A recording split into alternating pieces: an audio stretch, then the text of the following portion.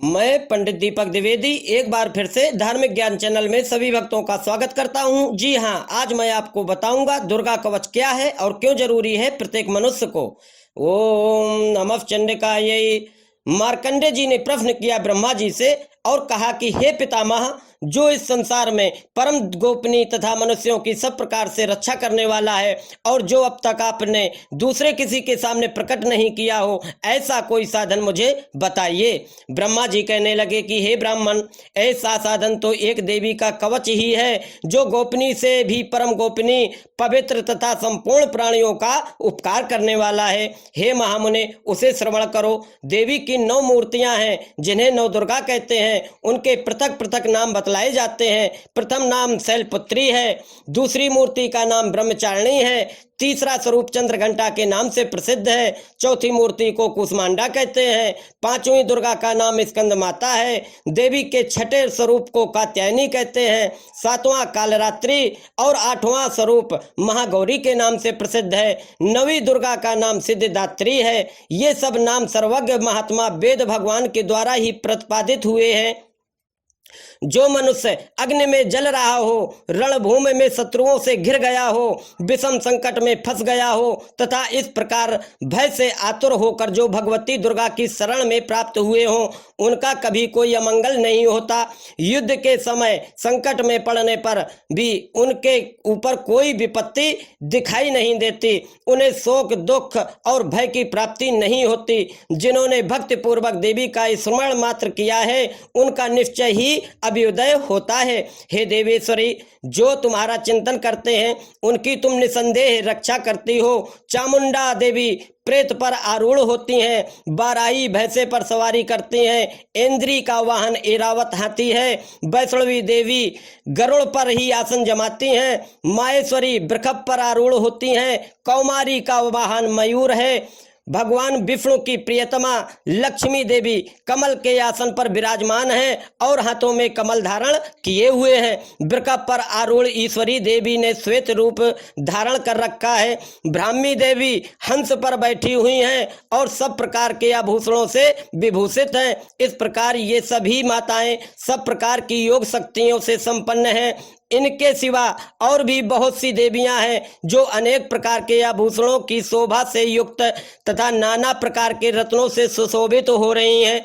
ये संपूर्ण देवियां क्रोध में भरी हुई हैं और भक्तों की रक्षा के लिए रथ पर बैठी दिखाई देती हैं। ये शंख, चक्र, गदा, शक्ति, हल और मूसल, खेटक और तोमर, परश तथा पास, कुंत और त्रिशूल एवं उत्तम सारंग, धनुष आदि अस्त्र शस्त्र अपने हाथों में धारण करते हैं। दैत्यों के शरीर का नाश करना, भक्तों को अभयदान देना और देवताओं का कल्याण करना ही यही उनके शस्त्र धारण करने का उद्देश्य है। महान रौद्र रूप, अत्यंत घोर पराक्रम, महान बल और महान उत्साह वाली देवी, तुम महान भय का नाश करने वाली हो। तुम्हें नमस्कार है। तुम्हारी ओर देखना भी कठिन है। शत्रुओं का भय बढ़ाने वाली जगदम्बिके, मेरी रक्षा करो।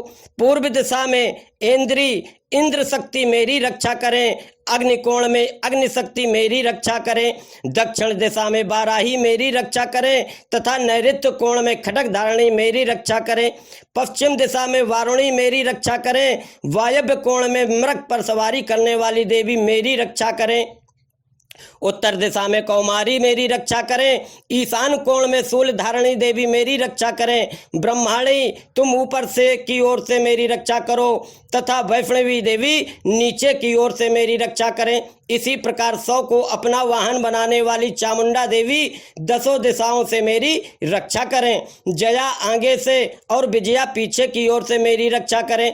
वाम भाग में अजिता और दक्षिण भाग में अपराजिता मेरी रक्षा करें। उद्योतनी शिखा की रक्षा करें। उमा मेरे मस्तक पर विराजमान होकर के रक्षा करें। ललाट में मालाधरी रक्षा करें और यशस्विनी देवी मेरी भवों का संरक्षण करें। भवों के मध्य भाग में त्रिनेत्रा और नथनों की यम घंटा देवी मेरी रक्षा करें। दोनों नेत्रों के मध्य भाग में शंखिनी और कानों के द्वारवासिनी मेरी रक्षा करें। कालका देवी कपोलों की तथा भगवती सांकरी कानों के मूल भाग की रक्षा करें। नासकाया नासिका की सुगंधा और ऊपर के ओंठ में चर्चिका देवी मेरी रक्षा करें। नीचे के ओंठ में अमृत कला तथा जीवा में मेरी सरस्वती माता रक्षा करें। कौमारी दांतों की रक्षा करें और चंडका कंठ प्रदेश की रक्षा करें। चित्रघंटा गले की घाटी की और महामाया तालु में रह करके मेरी रक्षा करें। कामारी ठोड़ी की और सर्वमंगला मेरी बाणी की रक्षा करें। भद्रकाली ग्रीवा में और धनुर्धरी पृष्ठवंश मेरुदंड में रह करके मेरी रक्षा करें। कंठ के बाहरी भाग में नीलग्रीवा और कंठ की नली में नलकुबरी रक्षा करें। दोनों कंधों के खड्गनी और मेरी दोनों भुजाओं की वज्रधारणी रक्षा करें। दोनों हाथों में दंडनी और अंगुलियों में अंबिका रक्षा करें। शूलेश्वरी नखों की रक्षा करें। कुलेश्वरी कुछ पेट की रक्षा करें। महादेवी दोनों स्तनों की और शोक विनाशिनी देवी मन की रक्षा करें। ललिता देवी हृदय में और शूल धारणी उदर में रह करके मेरी रक्षा करें।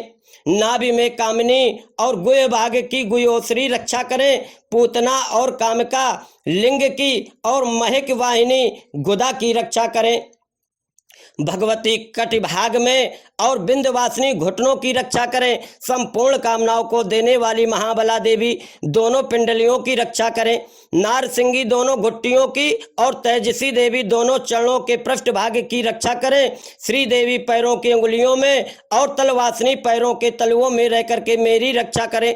अपनी दाढ़ों के कारण भयंकर दिखाई देने वाली दृष्टा कराली देवी नखों की और ऊर्ध्व केसनी देवी केसों की रक्षा करें।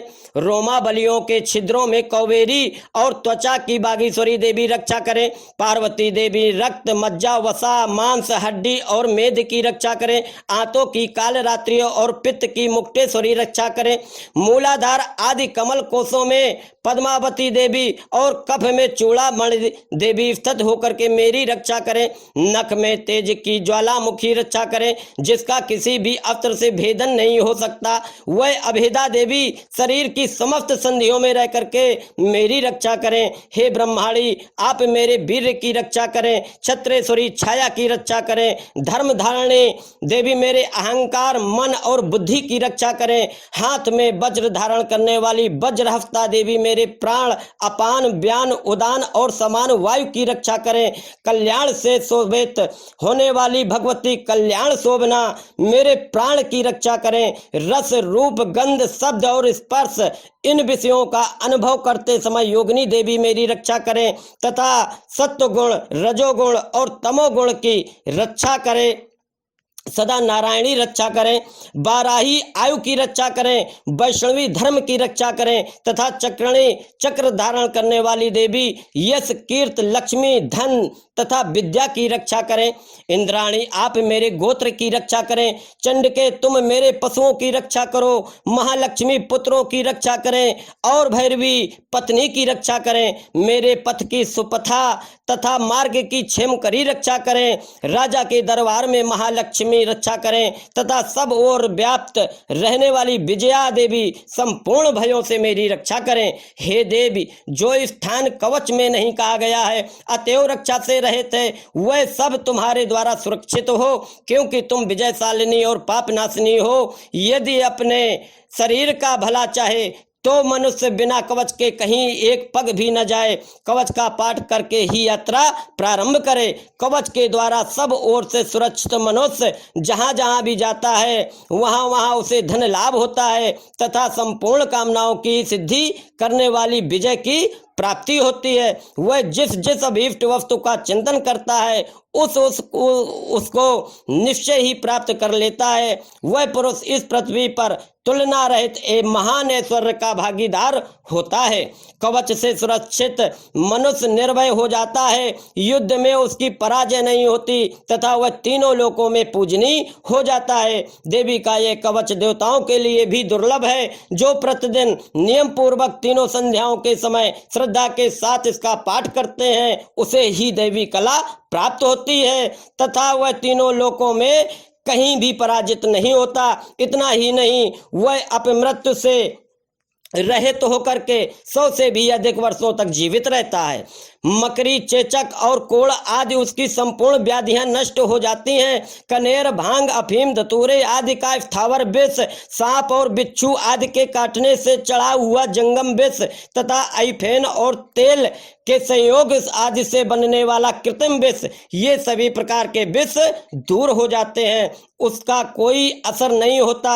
इस पृथ्वी पर मारण, मोहन आदि जितने भी आविचारिक प्रयोग होते हैं तथा इस प्रकार के जितने मंत्र यंत्र होते हैं, वे सब इस कवच को हृदय में धारण कर लेने पर उस मनुष्य को देखते ही नष्ट हो जाते हैं। ये ही नहीं, पृथ्वी पर विचरने वाले ग्राम देवता, आकाशचारी, देव विशेष, जल के संबंध से प्रकट होने वाले देवगण, उपदेश मात्र से सिद्ध होने वाले निम्न कोट के देवता, अपने जन्म के साथ प्रकट होने वाले देवता, कुल देवता, माला, कंठमाला आदि, डाकिनी, शाकिनी, अंतरिक्ष में विचरने वाली अत्यंत बलवती भयानक डाकिनियां, ग्रह, भूत, पिशाच, यक्ष, गंधर्व, राक्षस, ब्रह्म राक्षस, बेताल, कूष्मांड और भैरव आदि अनिष्ट कारक देवता भी हृदय में कवच धारण किए रहने पर उस मनुष्य को देखते ही भाग जाते हैं। कवचधारी पुरुष को राजा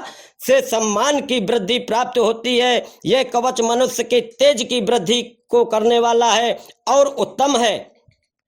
कवच का पाठ करने वाला पुरुष अपनी कीर्ति से विभूषित भूतल पर अपने सुयश के साथ साथ वृद्धि को प्राप्त करता है। जो पहले कवच का पाठ करके उसके बाद सप्तशती चंडी का पाठ करता है, उसकी जब तक वन, पर्वत और कानूनों सहित यह पृथ्वी टिकी रहती है, तब तक यहाँ पुत्र, पौत्र आदि संतान परंपरा बनी रहती है। फिर देह का अंत में होने पर पुरुष भगवती महामाया के प्रसाद से उस नित्य परम पद को प्राप्त करता है जो देवताओं के लिए भी दुर्लभ है। वह सुंदर दिव्य स्वरूप को धारण करता है और कल्याणमय शिव के साथ में आनंद का भागीदार होता है। इति सिद्धम, यही सिद्ध है। इसलिए वीडियो को ज्यादा से ज्यादा लाइक करें, शेयर करें, सब्सक्राइब करें और हाँ, बेल आइकन को दबाना बिल्कुल न भूलें ताकि आप देख सकें हमारे वीडियो सबसे पहले। धन्यवाद। जय माता की।